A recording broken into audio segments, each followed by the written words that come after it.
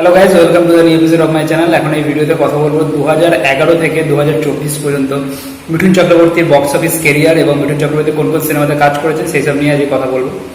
তো বেশি সময় নষ্ট না করে ভিডিওটা শুরু করি।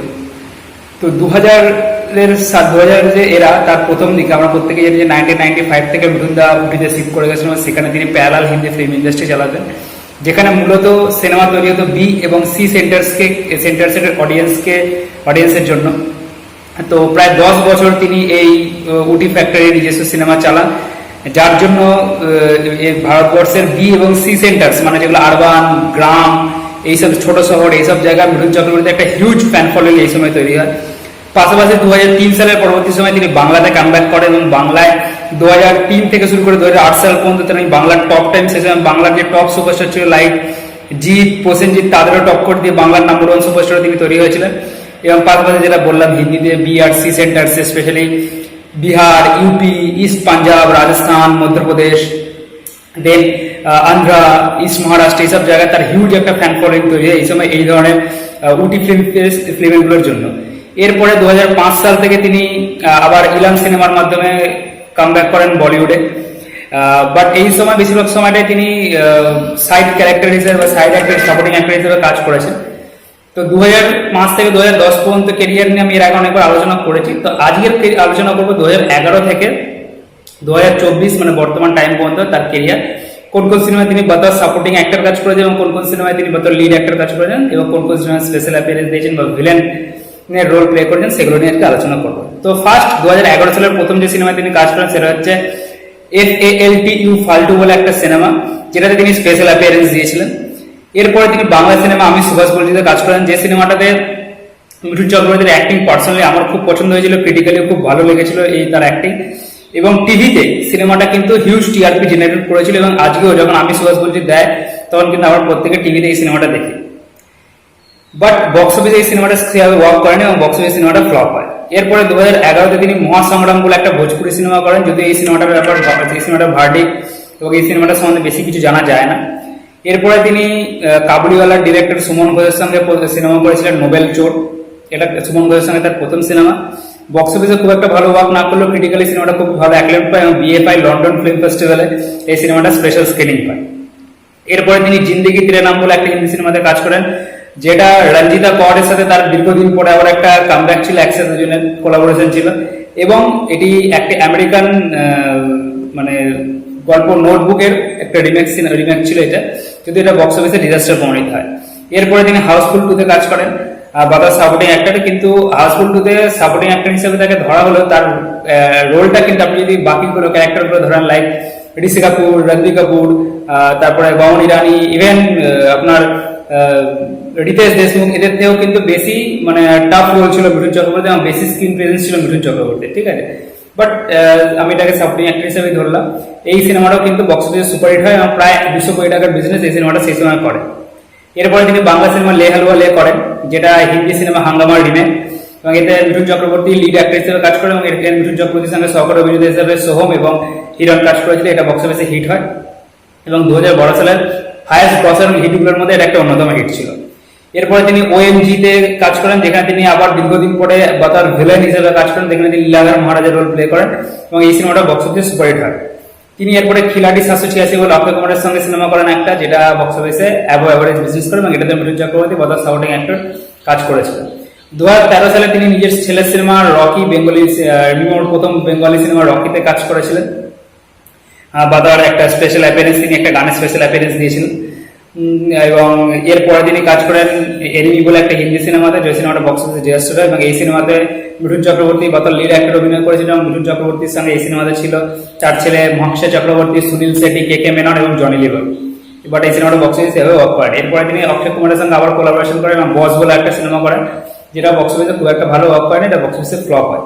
2014 সালে তিনি 80s এর one of the biggest director এবং হিন্দি সিনেমার একটা অন্যতম বিগেস্ট ডিরেক্টর সুভাষ ঘায়ের সাথে প্রথমবার নিজের পুরো কেরিয়ারে কোলাবোরেট করেন। সিনেমাটার নাম ছিল কাঞ্চি দ্য আনব্রেকেবল। আমি এই কিছুদিন আগে মিঠুন চক্রবর্তীর একটা ভিডিও বানিয়েছিলাম, যেখানে আমি মিঠুন চক্রবর্তীর সমস্ত নেগেটিভ রোলের ক্যারেক্টারগুলো নিয়ে কথা বলেছিলাম, বাট আনফর্চুনেটলি সেখানে আমি এই সিনেমাটা মিস আউট করে যাই। তো কাঞ্চি দ্য আনব্রেকেবল কিন্তু মিঠুন চক্রবর্তী বাতার ভিলেন রোল প্লে করেছিলেন এবং এখানে মিঠুন চক্রবর্তীর সঙ্গে ঋষি কাপুরও ছিল। বা তার ভিলেন হিসাবে, বাট এই সিনেমাটা বক্স অফিসে খুব একটা ভালো ওয়ার্ক করেন এবং এটা বক্স অফিসে ফ্লপ হয়।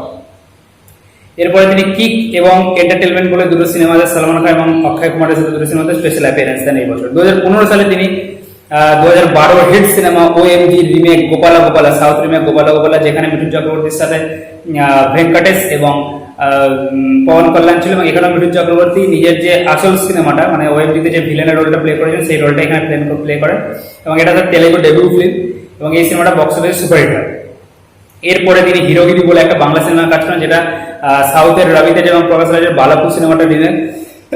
এই সিনেমাটাতে তার সাথে দেব কাজ করেছিল, এবং দেবের সাথে বেঙ্গলি সুপারস্টার দেবের সাথে এটা মিঠুন চক্রবর্তীর প্রথম কোলাবোরেশন ছিল, এবং এই সিনেমাটা বক্স অফিসে বিলো অ্যাভারেজ বিজনেস করে। এরপরে তিনি আয়ুষ্মান খুরানার সাথে হাওয়াই জাদে বলে একটা সিনেমা করেন, যেখানে মিঠুন চক্রবর্তীর পারফরমেন্স তো বেশ প্রশংসা পায়, বাট বক্স অফিসে সিনেমাটা খুব একটা ওয়ার্ক করে না, এটা ফ্লপ হয়ে যায়। এবং এরপরে তিনি নকশাল বলে একটা বাংলা সিনেমাতে কাজ করেন, এই সিনেমাটা বক্স অফিসে খুব একটা ভালো ওয়ার্ক করেনি, যদিও এটার ভার্ডিক্ট এখনো জানা যায়নি। এরপরে তিনি একটা তেলেগু ল্যাঙ্গুয়েজ সিনেমাতে কাজ করেন, যেটার নাম হচ্ছে ইয়াগর্দনা কাক্কা। এই সিনেমাটা তামিলেও ডাব ভার্সনে রিলিজ হয়, মালাপু বলে। এই সিনেমাটা বক্স অফিসে অ্যাভাব অ্যাভারেজ টু বিজনেস করে, অ্যাভাব অ্যাভারেজ টু অ্যাভারেজ একটা বিজনেস করে। এরপরে তিনি বাংলা সিনেমা করেন একটি নদীর গল্প। এই সিনেমাটা কিন্তু বক্স অফিসে সুপারহিট হয়, এবং এটা till date 2017 Mithun Chakraborty one of the best performance ছিল, এবং এটা বিভিন্ন ফিল্ম ফেস্টিভ্যালে কিন্তু এই সিনেমাটা স্ক্রিনিং হয়েছিল এবং বক্স অফিসে সুপারহিট ছিল। এই সিনেমাতে মিঠুন চক্রবর্তীর সঙ্গে সহকারী অভিনেতা হিসেবে কাজ করেছিল যিশু সেনগুপ্ত। 2017 সালে মিঠুন চক্রবর্তীর দুটো ডিলেড রিলিজ সিনেমা রিলিজ হয়, যেটা একটা হচ্ছে হোসেন রাজা, যেটা একটা বাংলাদেশি ল্যাঙ্গুয়েজ সিনেমা ছিল, যেখানে মিঠুন চক্রবর্তীর সঙ্গে রাইমা সেন কাজ করেছিল। এই সিনেমাটারও বক্স অফিস জানা যায়নি। এবং গোলমাল বলে একটা ডিলে ফিল্ম রিলিজ হয়, যেটারও বক্স অফিস খুব একটা ভালো পারফর্ম করেনি, কারণ এগুলো ডিলে ফিল্ম ছিল, সেভাবে প্রমোশনও হয়নি, সেভাবে হলও পায়নি, এবং এগুলো মানে প্রমোশন একেবারে জিরো লেভেলে ছিল। বাট এখনো কিন্তু টেলিভিশন এগুলোর ভালো টিআরপি আছে এই সিনেমাগুলো। 2018 সালে জলজামলে বলে আরেকটা প্রায় 10 বছরের delay cinema Mithun Chakraborty release করেছিল, যেটা বক্স অফিসে ফ্লপ হয়। দ্য ভিলেন এবং জিনিয়াস বলে একটা সাউথ ইন্ডিয়ান কানাডা ফিল্ম এবং একটা জিনিয়াস বলে একটা হিন্দি ফিল্মে তিনি স্পেশাল অ্যাপিয়ারেন্স দেন। তো এই একটা সময় 2013 পর থেকে আপনার প্রত্যেকে জানেন 2008 সালে লাক্স সিনেমার শুটিং এর সময় মিঠুন চক্রবর্তী পিঠে চোট পান একটা, যার জন্য তিনি আমেরিকাতে চিকিৎসাধীন ছিলেন, এবং এই টাইমটা স্পেশালি 2013 থেকে 2019 পর্যন্ত একটা টাইমে মিঠুন চক্রবর্তী কিন্তু একেবারে ফিল্ম লাইন থেকে দূরে ছিলেন। তিনি তার মানে আগে শুটিং করা কিছু সিনেমা খেলে রিলিজ করেছিলেন, কারণ এই সময় তিনি মারাত্মকভাবে ইনজুয়ার্ড হয়েছিলেন ওই কাজের পেনটা নিয়ে, এবং তিনি এই পুরো সময়টাই আমেরিকাতে ছিলেন। কোন রকমের নতুন ফিল্ম তিনি সাইন করেননি এবং শুটিংও করেননি, দু একটা ছাড়া। এবং বেশিরভাগ যেসব সিনেমাগুলো এখন রিলিজ হয়েছে সেগুলো তার ডিলে ফিল্ম ছিল, মানে অনেক আগে শুট হয়ে গেছে, সেগুলো ডিলেতে রিলিজ করেছিল। 2019 সাল থেকে তিনি আবার প্রপারলি কামব্যাক করেন, এবং এবার তিনি সাপোর্টিং অ্যাক্টর নয় বা তার লিড অ্যাক্টর হিসেবে কামব্যাক করেন, এবং তার প্রথম লিড অ্যাক্টর হিসেবে অভিনয় ছিল হচ্ছে দ্য টাস্কান ফাইলস, যে সিনেমাটা একদমই ছোট বাজেটের সিনেমা ছিল, এবং বলতে গেলে কোনো রকম কোনো প্রমোশন হয়নি, প্রমোশন না হয়ে সিনেমা রিলিজ করেছিল, বাট বক্স অফিসে কিন্তু সিনেমাটা ভালো ওয়ার্ক করে, এবং এটা মাত্র 7.5 কোটি সিনেমা প্রায় 20 কোটি টাকার বিজনেস করে এবং বক্স অফিসে হিট ভার্ডিক্ট পায়। 2021 সালে তিনি রামগোপাল ভার্মার সঙ্গে কোলাবোরেট করে 12 ক্লক বলে একটা সিনেমা করেন, যদি সিনেমাটা একেবারেই ভালো ছিল না সিনেমাটা। এই সিনেমাটা বক্স অফিসে খুবই কম স্ক্রিনে রিলিজ পায় এবং নেগেটিভ রিভিউ পায়, এবং বক্স অফিসে ফ্লপ ডিক্লেয়ার হয়।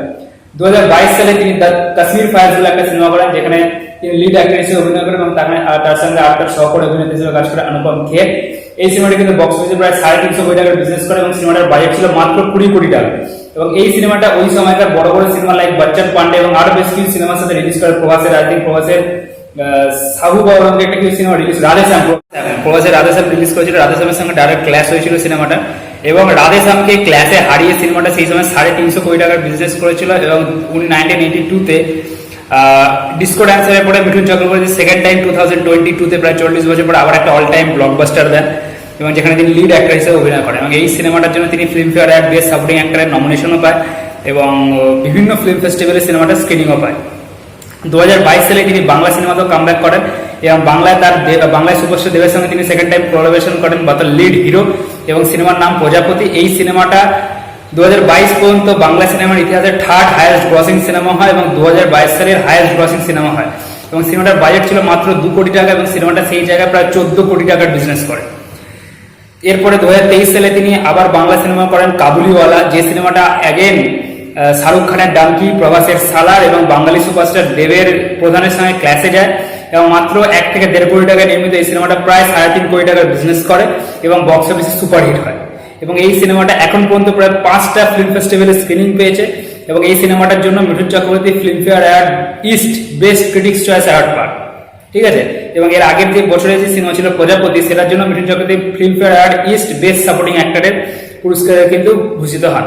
তো 2011 থেকে 2023 পর্যন্ত, মানে 2024 এখন পর্যন্ত কোনো সিনেমা রিলিজ হয়নি, কিন্তু পাইপলাইনে প্রায় 3-4টে সিনেমা আছে। 2023 পর্যন্ত তার এই কটা সিনেমা রিলিজ হয়েছিল, যার মধ্যে বিভিন্ন সিনেমাতে তিনি লিড হিসেবে অভিনয় করেন। প্রায় 13টা সিনেমায় তিনি লিড হিসেবে অভিনয় করেন। তার মধ্যে দুটো অল টাইম ব্লকবাস্টার সিনেমা আছে, সুপারহিট সিনেমাও আছে, এবং যার জন্য তিনি বিভিন্ন সময় বিভিন্ন অ্যাওয়ার্ডও পান, প্লাস ভিলেন হিসেবে তিনি 4-5টা সিনেমাতে অভিনয় করেন। তো ওভারঅল আমরা যদি দেখি 2000-এর পরেও বিভিন্ন সময় তিনি এই সময়টা একটা বড় সময় তিনি শারীরিক ইনজুরির কারণে তিনি বাইরে ছিলেন ইন্ডাস্ট্রি থেকে, বাট তার সিনেমা কিন্তু বক্স অফিসে ভালোভাবে ওয়ার্কও করেন এবং বিভিন্ন রকম রোল, এক্সপেরিমেন্টাল রোল কিন্তু তিনি এই সময় প্লে করেন।